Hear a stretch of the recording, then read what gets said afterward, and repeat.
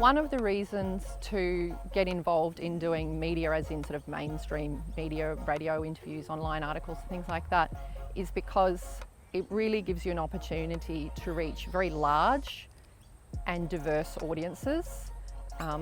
You'll reach many more people than you would, say, through a social media account. And also with social media, you tend to be talking to the people who are already interested, whereas mainstream media gives you a chance to reach those people who maybe had never even thought about the kind of topics that you're doing research on.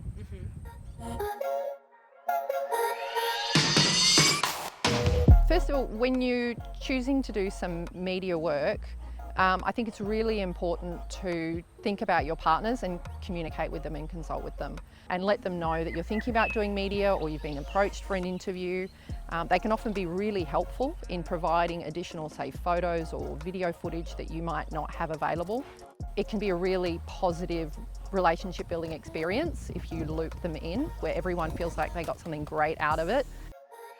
So if you've been approached by the media, asked to do an interview, there's some things you should do beforehand to prepare and also some tips for during the interview.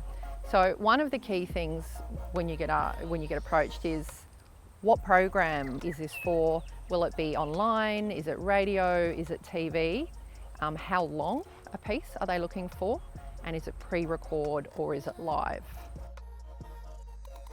So before your interview, prepare by thinking about what are the key messages you want the audience to walk away with.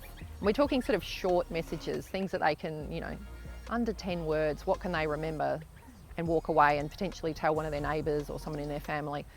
And then what are the other bits of detail you should give them to substantiate those so that they really believe and feel like they were compelling messages that they hopefully go off and repeat.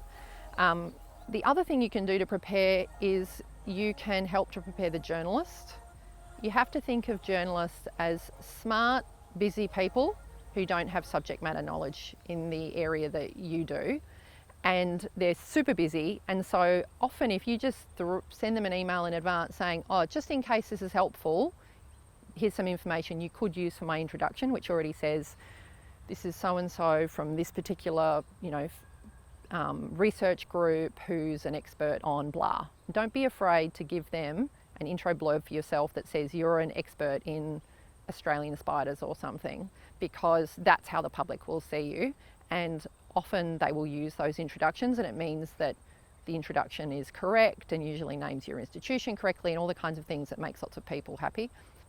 You can also suggest some topics that they should ask you and questions. I frequently send, here's a few questions you might find helpful to journalists. I don't tell them they have to use it, but it's surprising how often they do, because you've just made it so easy for them to do a really interesting and good story. But you've got to give them the kind of questions that are not the kind of questions that you as a scientist think are the really interesting questions, but it's like someone at home in the public, what would they find interesting that also enables you to give them the key messages you want. Make sure all your answers to questions are in plain language, and plain language is not what you think people should be able to understand, but it's really the kind of language you can imagine them using. So unless you can imagine the people listening down at the milk bar talking about trophic levels, for example, don't use trophic levels, use simple terms. Don't dumb down the findings, but just express it in a way that enables everyone to understand what you're trying to say.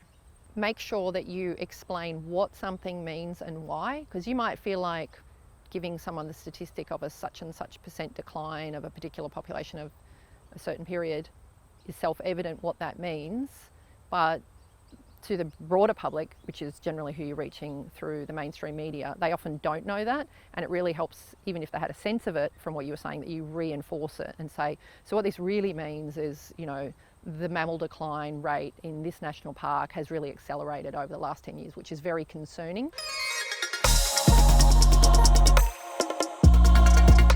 Sometimes people might question the amount of effort it takes to do a media campaign, especially because it's not always a sure thing. You don't know how much coverage you're going to get. But I have many times been involved in running a campaign that's resulted in a lot of new action or investment for a species. So when the Threatened Species Recovery Hub, when we did a campaign about the most imperiled reptiles in Australia, which is a group that typically doesn't get much attention, government and other groups stepped forward and offered new money for some of those species sometimes, and the same happened for the most imperiled birds. There was new surveys and other action for those species because of the media attention we did.